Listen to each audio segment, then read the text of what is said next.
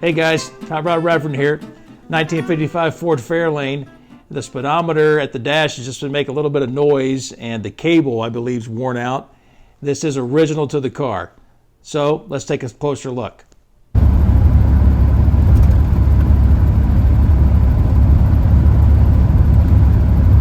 So the speedometer is making noise just a little bit, but it is annoying. So we're going to go ahead and take out the cable and just replace it completely. I got a new cable here, and what would be called the housing. Obviously flexible. There's real thin, squared off cable that runs through that length. Not a large section here on replacement in the shop manual. Basically what they would do back in the day is just replace that cable and the housing. All right, your situation is going to vary, but I do have to remove my tack here.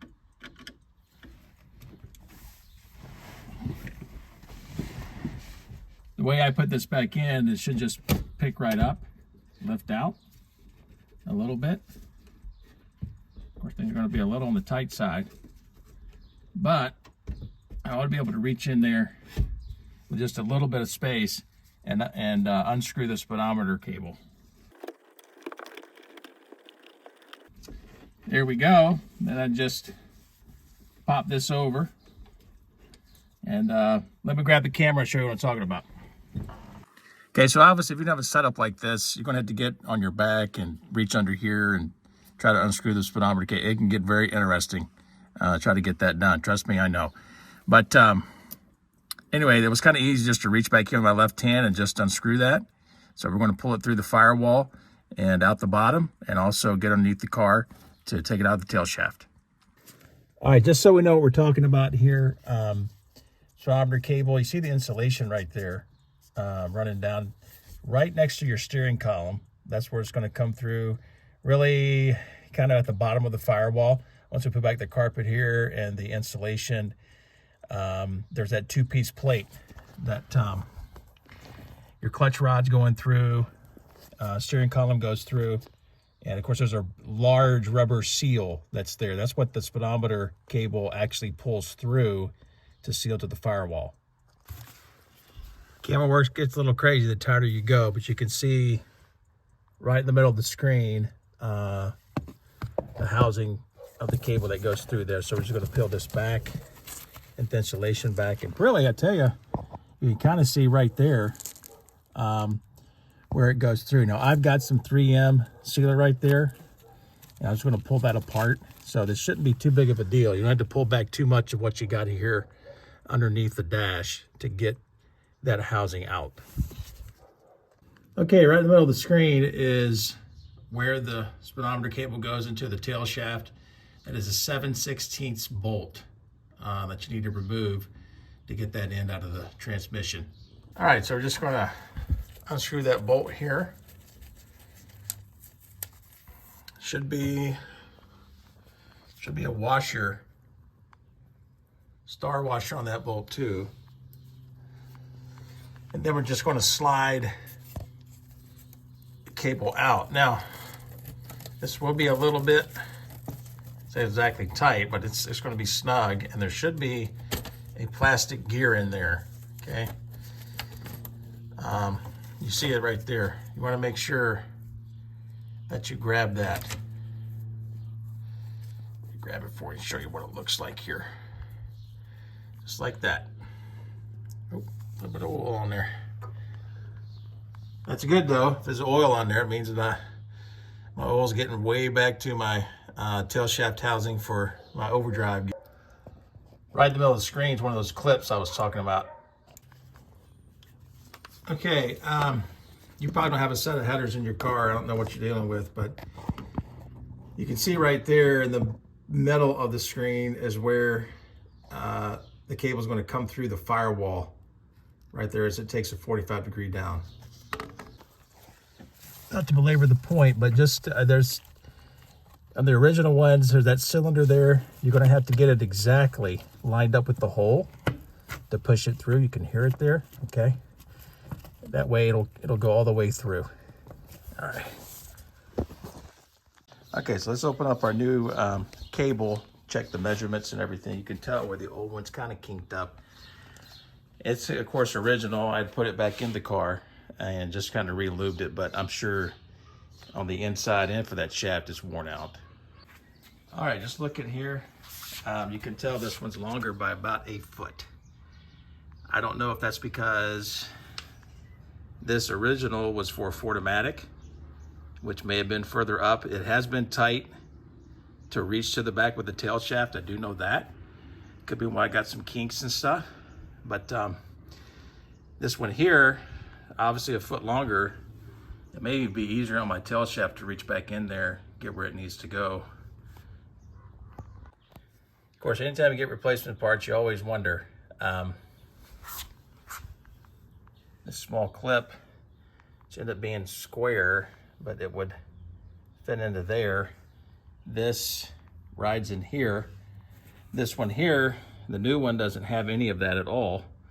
But yet, when you push this in, the distance is the same as far as this pin sticking out and engaging the speedometer itself. It's time to check this end to the tail shaft and double check that this gear will go into here.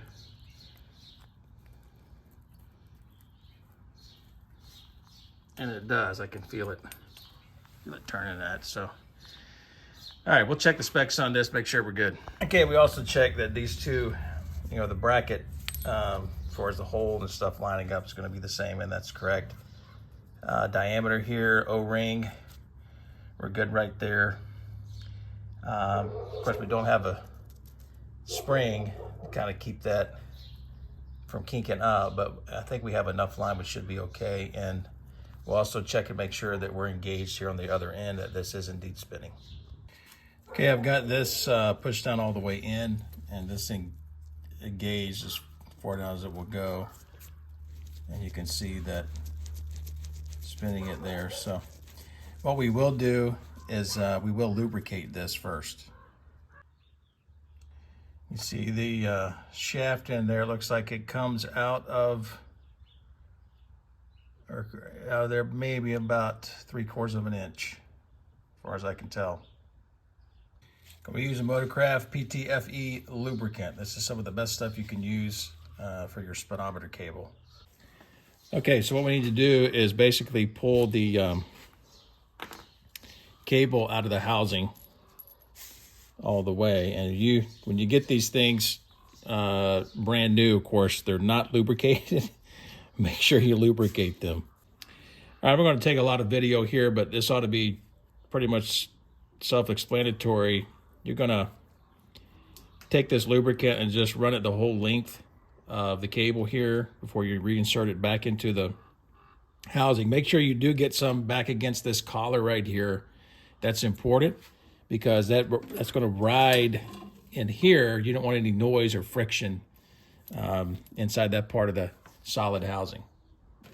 One of the things I'm doing, I'm also, when I put this in there the first time, just spinning it around quite a bit to get it all inside that housing.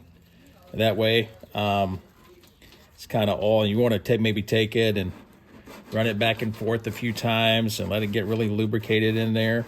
I am going to pull the whole cable back out one more time and just check to see what's on there, and probably lubricate it once more before I'd put it back in the car. So when you pull it back out, what you're looking for is just to make sure everything's covered, that there's no dry spots all the way through. And this is looking pretty good. I would suggest that what you do is get some tape up the end here so that you won't lose that collar. That collar can push through pretty easily. You may have to use a series of picks and needle nose or whatever, but we'll come through there. Of course, that tape helps you from boogering things up. Next up, grab the cable, pull it up through. All right, so we're going to make sure everything's connected correctly here. You see my oil pressure idiot light kind of popped out, so make sure it's all in here. It goes back together.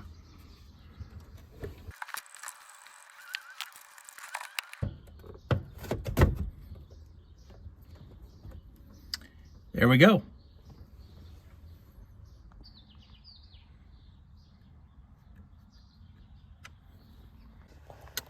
Down below, you can tell that there's no insulation on that housing for the cable. I'll keep track of that with my brake pedal just in case it's making noise, and that can be an easy fix. I do have 3M strip caulk that I use. I know this is kind of balled up here, but I am going to put this around that hole at the seal right here at the firewall. Reversing the process, I'm going to make sure that the housing of the cable is not up against the header or against the down pipe. Route it all the way back here to the tail shaft where it needs to go. Something that's advisable to do is to go ahead and put your gear for the tail shaft inside the end of the housing and just turn it. You should feel a little bit of resistance, not much of course, but you'll be able to tell that you're engaged in the speedometer. And we have the housing resting there in the clip on the frame. We got our gear in the end of the housing here. I'm going to keep it resting there while I put this into position. This is kind of simple to do. I'm going to put the camber down. Don't have 3 arms like an octopus. Just make sure it's fully seated in that tail shaft. This is a better view to make sure that it's fully seated in the tail shaft housing as you tighten down that bolt.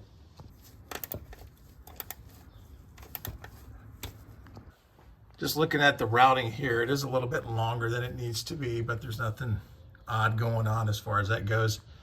And it doesn't feel as tight up underneath the dash, so we should be good to go.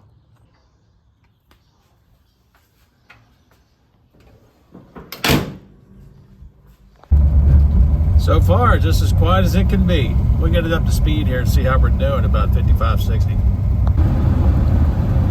Here we are cruising at 60, 65 and no noise at all. So, right where we should be. Guys, that went extremely well. Hope you take a look at the YouTube channel here, and maybe if you could visit hotrodreverend.com and get on the blog. A lot of articles there and tech to help with mid-50s Fords and Y blocks.